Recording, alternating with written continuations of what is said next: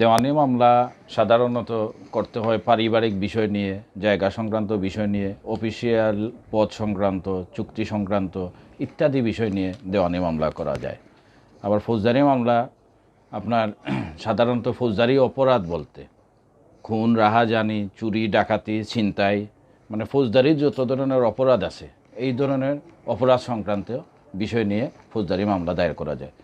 দেওয়ানি মামলা দায়ের যারা করতে পারবেন তাদেরকে সাধারণত নিজে এসে, যে ক্ষতিগ্রস্ত ব্যক্তি যে মামলা করবেন তিনি নিজে এসে আদালতে মামলা দায়ের করতে হবে এবং উনার প্রয়োজন বুঝে যদি উনি মনে করেন যে উনি করতে পারতেছেন না বা উনার শারীরিক অক্ষমতা আছে তাহলে উনি পাওয়ার অফ অ্যাটর্নির মাধ্যমে উনার পক্ষে যাকে নিযুক্ত করবেন তিনিও দেওয়ানি মামলা দায়ের করতে পারবেন। এবং দেওয়ানি মামলার ক্ষেত্রে উনি বাদী হয়ে মামলা করতে হবে এবং উনার অপর পক্ষকে বিবাদী হিসাবে আখ্যায়িত করবে।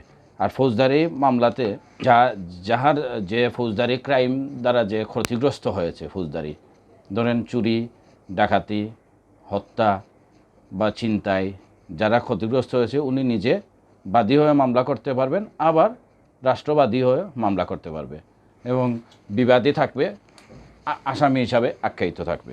আমরা সাধারণত ধরেন এই দেওয়ানি মামলা আদালতে করতে হয়, আর ফৌজদারি মামলাটা করতে হবে কোনো কোনো ক্ষেত্রে সরকারবাদী হয়ে সরাসরি থানাতে এজাহার দায়েরের মাধ্যমে ফৌজদারি মামলা করতে হয়। আর যখন আপনার ফৌজদারি মামলা কিছু কিছু মামলা আছে এই থানা কর্তৃপক্ষ অনেক সময় মামলা নেয় না, তখন আমাদের কাছে বিচার প্রার্থীরা যখন আসে তখন আমরা নালিশি মামলা হিসাবে অভিযোগ তৈরি করে আদালতে নালিশি দরখাস্ত দায়ের করি। আর এই নালিশি দরখাস্ত শুনানিক্রমে আদালত প্রয়োজন বোধে হয় নিজে কগনিজেন্স দিবেন, আর না হয় আদালত মামলাটা তদন্তের জন্য যে কোনো সংস্থার নিকট পাঠাবেন, হয়তোবা এজাহার গণ্য মামলাটা এজাহার গণ্য হিসাবে মামলাটা আদেশ দিয়ে থানাতে পাঠাতে পারে। এই হচ্ছে দেওয়ানি ফৌজদারির মামলার সাধারণত দায়েরের বিষয়ে যে মূল বিষয়টা, এই বিষয়গুলা বলতে পারি আমরা। আর দেওয়ানি মামলাগুলা সাধারণত অনেক মানে আমরা লিঙ্গার প্রসেস বলি, কারণ দেওয়ানি মামলাতে পক্ষভুক্তির বিষয় আছে।